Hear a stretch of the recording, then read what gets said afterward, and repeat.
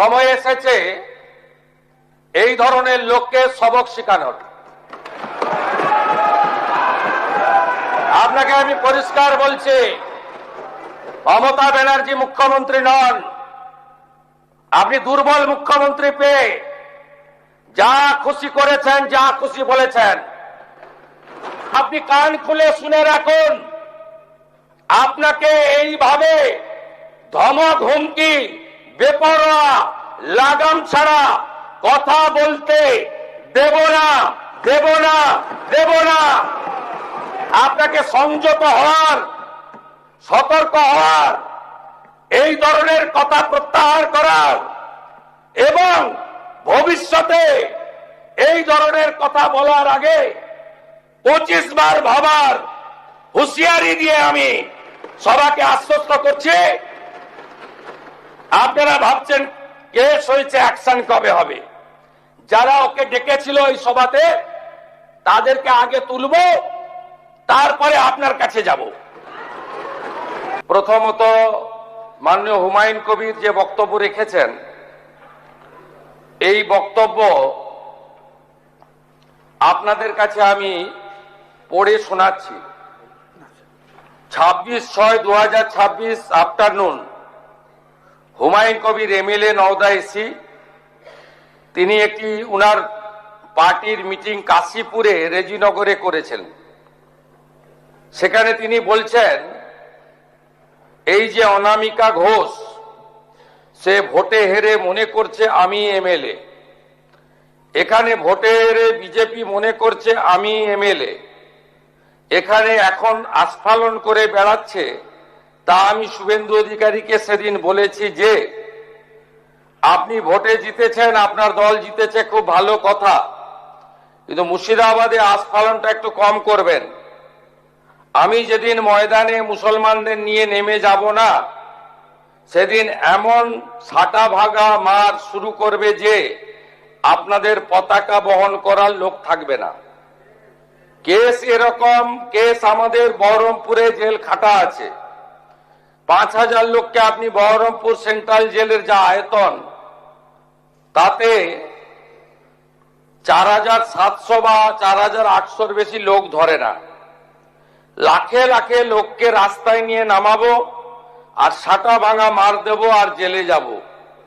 কদিন জেলে আটকে রাখতে পারবেন, কত খাওয়াতে পারবেন দেখব।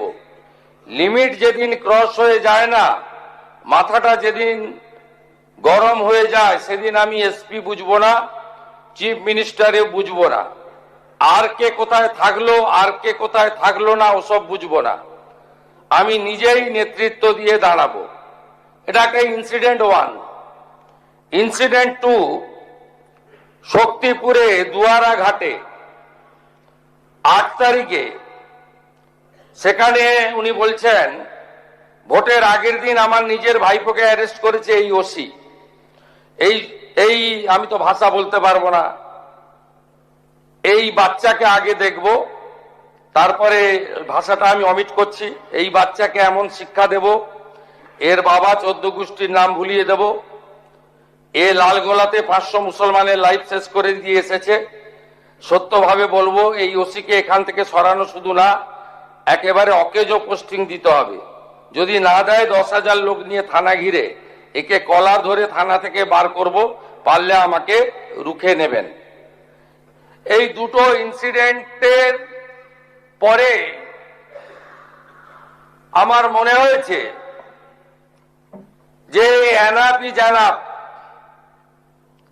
সময় এসেছে এই ধরনের লোককে সবক শেখানোর। আপনাকে আমি পরিষ্কার বলছি, মমতা ব্যানার্জি মুখ্যমন্ত্রী নন। আপনি দুর্বল মুখ্যমন্ত্রী পেয়ে যা খুশি করেছেন, যা খুশি বলেছেন।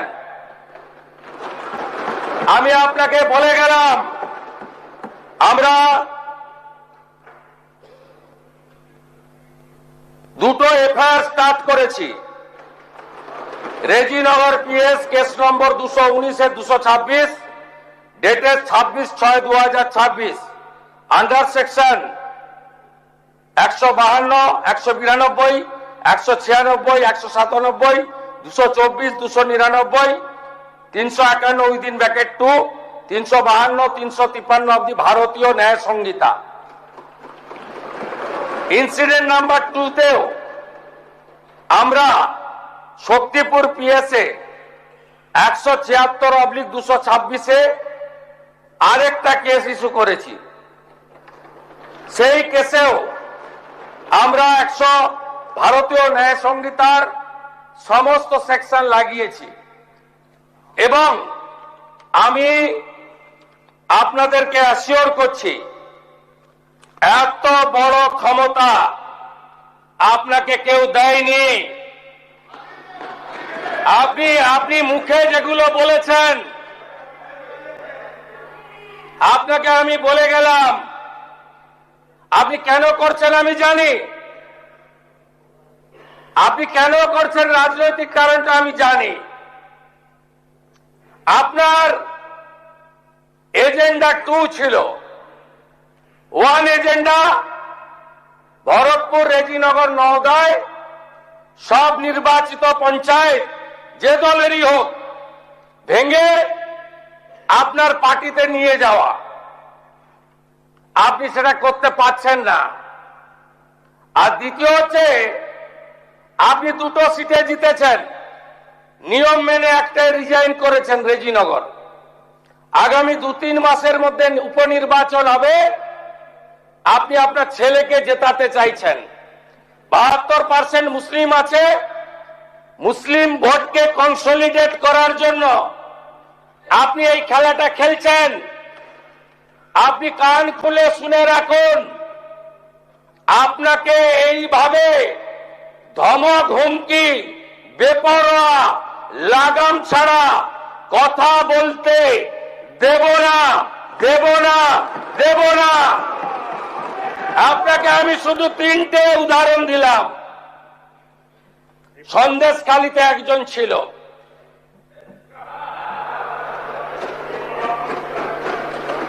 2024 1 জানুয়ারি বলেছিল তৎকালীন বিরোধী দলনেতা এলে তার হাত কেটে পায়ে, পা কেটে হাতে লাগাবে আর চামড়া ছাড়িয়ে মেদিনীপুরে পাঠিয়ে দেবে। ওর অবস্থা কি হয়েছে সবাই দেখেছে। একই টোন ছিল। আরেকটা জীবনতলার গুন্ডা ক্যানিং ভাঙড়, ওর অবস্থাও কি হয়েছে দেখতে পাচ্ছে সবাই। আরেকটা পুষ্পা ঝুঁকে গায়ে নেই, এমন ঝোঁকা ঝুঁকেছে খালি পায়ে, ছোট প্যান্ট পরে, কান ধরে উঠবস করতে করতে যাচ্ছে। আপনাকে আমি বলে গেলাম পুলিশ তার ব্যবস্থা নেবে। আর আমি 1 সপ্তাহ পরে মুর্শিদাবাদে যাচ্ছি।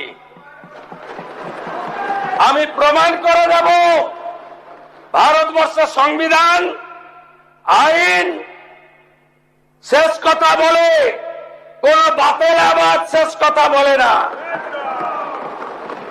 আপনাকে সংযত হওয়ার, সতর্ক হওয়ার, এই ধরনের কথা প্রত্যাহার করার এবং ভবিষ্যতে এই ধরনের কথা বলার আগে 25 বার ভাবার হুঁশিয়ারি দিয়ে আমি সবাইকে আশ্বস্ত করছি। আপনারা ভাবছেন কেস হয়েছে, অ্যাকশন কবে হবে? যারা ওকে ডেকেছিল এই সভাতে তাদেরকে আগে তুলব, তারপরে আপনার কাছে যাব। যা করার করব, আমি আশ্বস্ত করছি আপনাদের। আপনি ধরে রাখুন, এটা ওর শেষ বক্তব্য, ধরে রাখতে পারেন। এই সরকার আইনের শাসন প্রতিষ্ঠা করবে, গুন্ডাদের শাসন সমাপ্ত করবে, নিশ্চিন্ত থাকুন। সবাই ভালো থাকবেন, ধন্যবাদ।